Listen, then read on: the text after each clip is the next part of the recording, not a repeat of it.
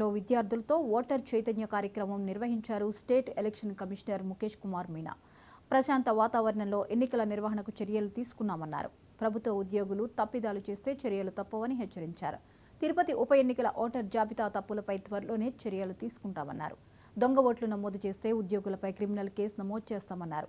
ప్రతి ఓటరు తమ ఓటు హక్కును వినియోగించుకోవాలని పిలుపునిచ్చారు ముఖేష్ కుమార్ మీనా. 19 years ఓట్ మన డిస్ట్రిక్ట్స్లో ప్రయత్నం వలన ఈరోజు ఈ ఫిగర్ వచ్చింది. ఇంకా 2-3 రోజు అవకాశం ఉంది. అప్పుడు కూడా వాళ్ళు if anybody is left out they can come and vote. 16th announcement అయిన తర్వాత మనము ఎంసీసీ ఇంప్లిమెంట్ అయింది. ఎంసీసీ ఇంప్లిమెంట్ ఈసారి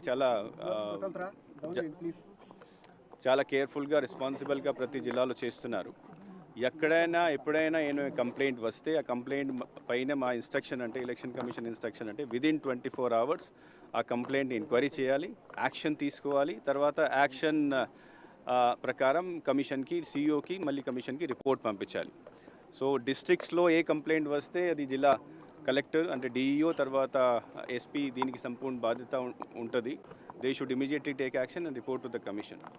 సో నిన్నటి వరకు మన సీజర్స్ కూడా ఇప్పుడు 100 కోట్ల వరకు సీజర్ 16 తర్వాత అయినాయి. దాంట్లో సుమారుగా 25 కోట్ల వరకు క్యాష్ ఉంది. మిగతా డ్రగ్స్, మెటల్స్ ఇవి అన్నీ ఉన్నాయి.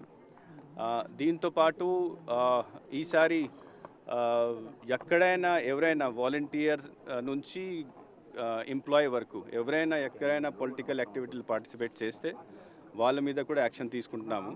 సుమారుగా 900 వాలంటీర్స్ని ఈ రోజు వరకు రిమూవ్ చేయడం జరిగింది. కాంట్రాక్ట్ ఎంప్లాయీస్ కూడా చాలా కంప్లైంట్ వచ్చినాయి. సో 150 వరకు కాంట్రాక్ట్ ఎంప్లాయీస్ కూడా మనం తీసేసాము సర్వీస్ నుంచి. ఈవెన్ గవర్నమెంట్ ఎంప్లాయీ కూడా కొన్ని చోట్ల వచ్చింది. సో ఈ రోజు వరకు అరౌండ్ 120 గవర్నమెంట్ ఎంప్లాయీస్ మీద మేము డిసిప్లినరీ యాక్షన్ తీసుకున్నాము. 51 మంది గవర్నమెంట్ ఎంప్లాయీస్ని కూడా సస్పెండ్ చేయడం జరిగింది.